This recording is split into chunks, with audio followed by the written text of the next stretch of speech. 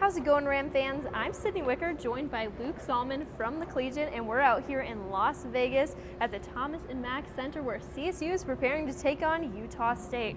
All right, Luke, it's been a difficult season for the CSU Rams so far, but what are some of your takeaways going into tonight's game? I mean, they've been outscored on the year on average. They've also had one of the worst offenses in the league. It's really been a struggle for them, primarily on offense. Their defense has been pretty good, but losing Hannah Taverdi after last year and losing Ellen and Eileen the year before, it's really just sapped their offense. Now they're relying on Laura, who's really had a good year, but she's a sophomore, so it's really hard for her to overcome some of the woes, especially a facilitator.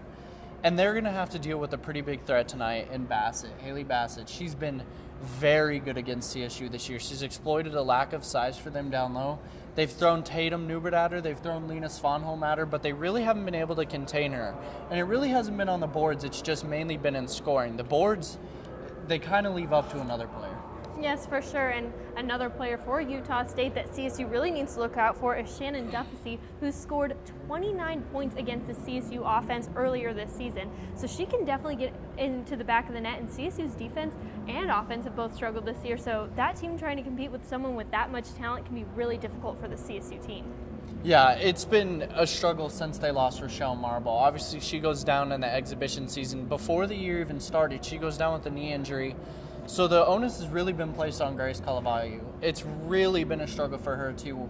When she's on, she's able to facilitate the offense, she's able to get assists, but when she's off, it's a struggle. She's bouncing the ball out of bounds, she's throwing the ball out of bounds. When she's not on, it really puts the whole offense in a funk.